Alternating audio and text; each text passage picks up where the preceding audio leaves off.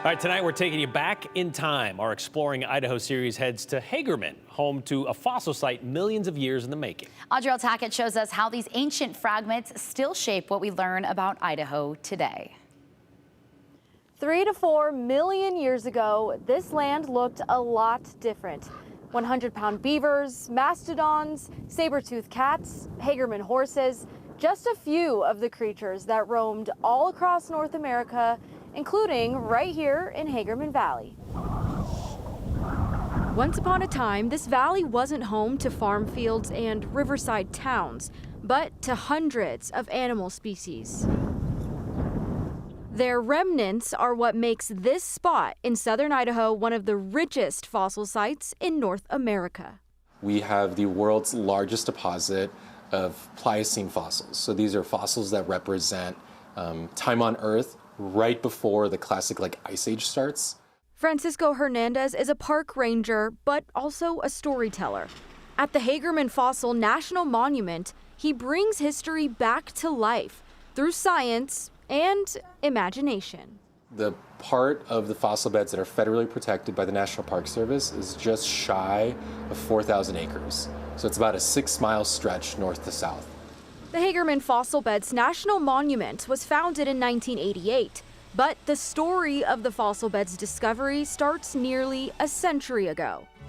A local farmer, Elmer Cook, came upon fossils in 1928 along the Snake River in Hagerman. He ranched up there with his cattle and livestock on that place where the fossil beds are. He kept on finding really weird, funny-looking bones and rocks. He showed the fossils to a geologist who then contacted the Smithsonian in Washington, D.C. The institution came to the site and pulled out 2 tons of fossils. While Cook is partially credited with the discovery, he wasn't the only one to stumble across this rare discovery. The Shoshone peoples who've been living here in the valley for so long, they also have stories and folktales of the fossils. Just like Elmer Cook, just like the Smithsonian, and just like visitors, we're all trying to make sense of what do these fossils mean, what did these animals look like, and how did they get here? But they were the first stewards of the land. The sediment is a time capsule. As animals died, the environment buried them under layers of sand and silt. And what exactly was buried there? Well, since the site was officially discovered and studied, there have been more than 220 species of various animal fossils unearthed. Even through the course of millions of years, Idaho has changed a lot. But in certain aspects, it hasn't changed. And we are lucky enough to see those modern survivors.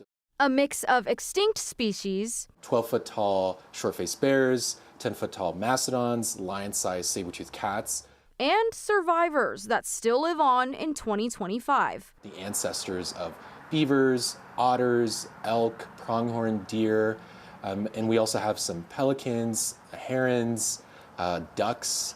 And of course, we had to ask about Idaho's state fossil, the Hagerman horse. It's kind of like the grandfather of all horses. Now extinct, it was one of the earliest ancestors of modern-day zebras and horses, with a single hoof. Prior to the Hagerman horse in horse evolution, you have horses in South America that are like the size of dogs and that have 3 and 4 toes on their feet. They don't have a hoof. And it's not until lots and lots of evolution goes by until you get to the Hagerman horse around 3 million years ago. The fossils of more than 200 horses have been found in the Hagerman Fossil Beds. Because the rest of the valley has gone through so much environmental changes, like really crazy floods, volcanic activity, that if there were fossils in the valley, they'd all be gone by now. But the fossil beds, since they sit just a little higher up on the valley, they're kind of protected from some of those really dramatic events. As technology advances, these ancient fossils get a second life, preserved for science, and their Idaho-born stories shared across the world. We have in our lab between 60,000 to 70,000 fossils. But that does not include the Smithsonian's count, because when the Smithsonian came out here in the 1920s and 30s, every year they came out, they pulled out almost 2 metric tons of fossils per trip. Based off the record keeping, we've not covered 50% of the fossil beds. The visitor center is where this ancient history goes on display, from lifelike replicas to the authentic fossils behind glass. So those fossil beds are made of sandstone.